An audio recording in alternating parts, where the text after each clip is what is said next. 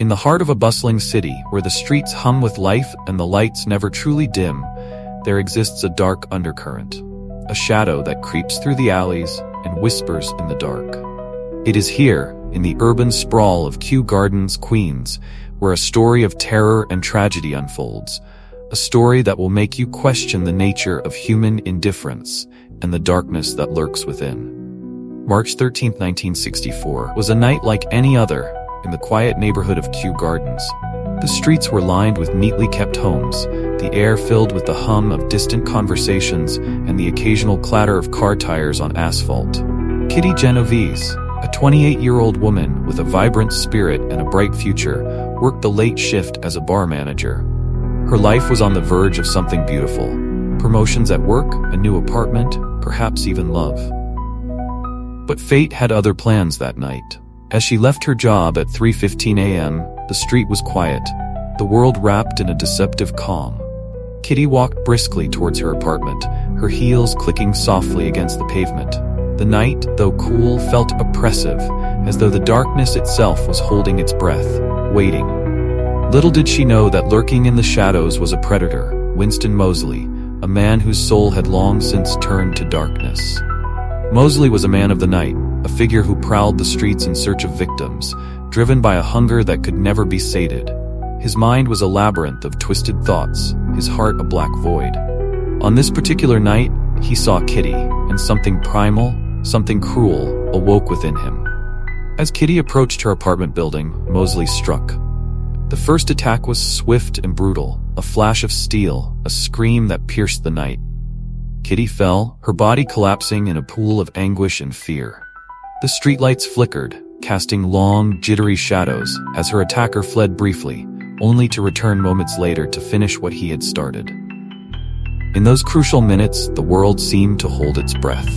It was a night like any other for the residents of Kew Gardens, and yet, beneath their very windows, a woman was fighting for her life. The assault was savage, the sounds of struggle and terror echoing through the quiet neighborhood. Kitty's cries for help pierced the darkness, but they were met with silence.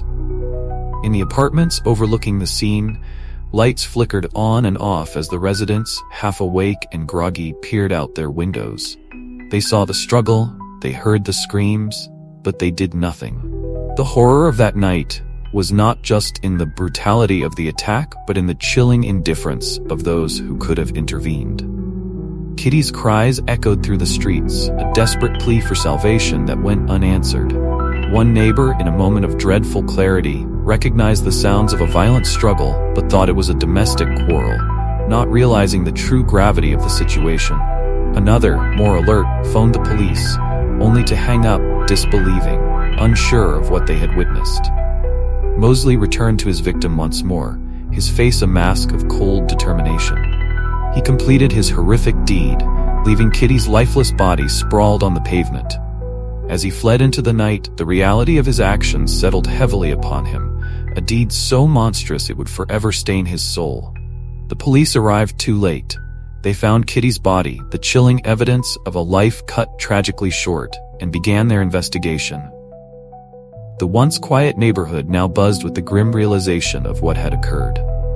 The murder of Kitty Genovese became a symbol of urban apathy, a stark reminder of the chilling phenomenon known as the bystander effect.